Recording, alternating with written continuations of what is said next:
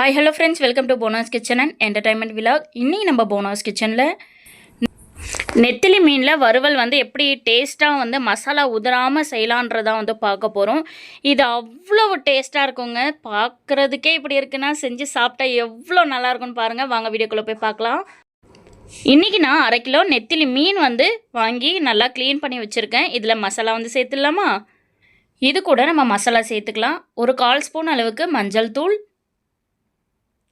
1 spoon அளவுக்கு தனி மிளகாய் தூள், 1/4 ஸ்பூன் அளவுக்கு கரம் மசாலா, 1/4 ஸ்பூன் அளவுக்கு தனியாத்தூள், 1/2 ஸ்பூன் அளவுக்கு பச்சரிசி மாவு, 1 ஸ்பூன் அளவுக்கு கார்ன்ஃப்ளவர் மாவு, இது கூட 1/4 ஸ்பூன் அளவுக்கு இஞ்சி, 1/4 ஸ்பூன் அளவுக்கு பூண்டு, கொஞ்சமாக சால்ட்டு போட்டு நம்ம தண்ணி போட்டு நல்லா மிக்ஸ் பண்ணிக்கலாம். தண்ணி அதிகமாக சேர்க்காதீங்க. கொஞ்சம் கொஞ்சமாக தெளித்து பிசைஞ்சு எடுக்கணும். அப்போ தான் மசாலா ஒரே ஈவனாக வரும். தண்ணியாக இருந்ததுன்னா மசாலா பிரிஞ்சு வரும். இது ஒரு 1/2 அன் ஹவர் ஊறட்டும். ஸ்டவ் ஆன் பண்ணி பேனல் வச்சுக்கோங்க. பேனல் சூடானதும் அதில் கொஞ்சமாக பொரிச்சு எடுக்கிற அளவுக்கு நம்ம எண்ணெய் ஊற்றிக்கலாம். எண்ணெய் சூடானதும் நெத்திலி கருவாடு கொஞ்சமாக எடுத்து எண்ணெயில் ஃபுல்லாக ஸ்ப்ரெட் பண்ணி விடலாம். இது கரண்டி வச்சு உடனே திருப்பி விடாதீங்க. திருப்பி விட்டிங்கன்னா ஒட்டோன்றதுனால நான் காமிச்சிருக்கேன்.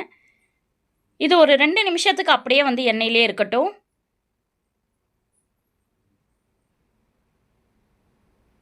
இது மசாலாலாம் பாருங்கள், ஓரளவு நல்லா ட்ரை ஆனதுக்கப்புறம் நம்ம திருப்பி போட்டுக்கலாம்.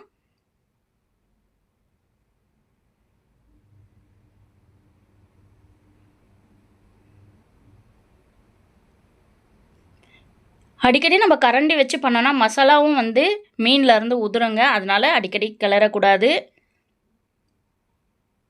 இன்னும் ஒரு தடவை நம்ம திருப்பி விட்டுடலாம். மசாலாலாம் பாருங்கள், நல்லா அப்படியே ஒட்டிட்டு நல்லா ப்ரௌனிஷாக மீன் வந்திருக்கு.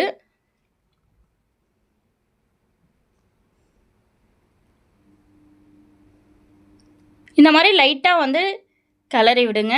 ஏன்னா அது நல்லா ட்ரை ஆகிடுச்சு. இப்போ மசாலாவும் நம்ம மீனும் நல்லா வறுப்படணும். அதுக்காக கிளறி விடுறது. இப்போ கரெக்டாக இருக்குது. இதை நம்ம வேறு ஒரு பாத்திரத்தில் மாற்றி வச்சுக்கலாம். இதே போல் பேலன்ஸ் இருக்கிற மீனையும் நம்ம வறுத்து எடுக்கலாம். மீன் அதிகமாக போட்டிங்கன்னா ஒன்றோட ஒன்று ஒட்டும். இது ஓரளவு தனித்தனியாக இருக்கிற மாதிரி தான் இருக்குது. இது நம்ம பொரிச்சு எடுக்கும்போது நம்ம தனியாக எடுத்தோன்னா அழகாக வந்துடுங்க. மீன் ஓரளவுக்கு நல்லா ட்ரை ஆனதுக்கப்புறம் இந்த மாதிரி திருப்பி போடுங்க. இந்த நெத்திலி மீன் வறுவலுக்கு நான் அடிமன் தாங்க சொல்லுவேன். ஏன்னா அவ்வளவு டேஸ்ட்டாக இருக்கும்.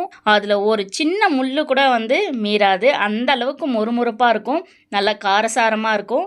இது பார்த்திங்கன்னா சாம்பார் சாதம், பருப்பு சாதம், அப்புறம் ரச சாதம், இது எல்லாமே சாப்பிட்றதுக்கு சைடிஷ்ஷாக யூஸ் பண்ணலாம். சூப்பரான சைடிஷ்ங்க இது.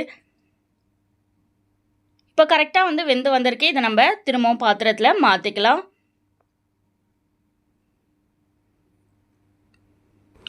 நம்ம வறுத்த நெத்திலி மீன் பாருங்கள், அவ்வளோ நல்லா வந்திருக்கு. மசாலா எதுவுமே உதிராமல் தெரியாமல் வந்திருக்கு பாருங்கள். கண்டிப்பாக நீங்களும் வீட்டில் ட்ரை பண்ணி பாருங்கள். ட்ரை பண்ணி பார்த்துட்டு எப்படி இருக்குன்றதை லைக் அண்ட் கமெண்டில் சொல்லுங்கள். இதே போல் அடுத்த வீடியோவில் மீட் பண்ணலாம். தேங்க்ஸ் ஃபார் வாட்சிங்.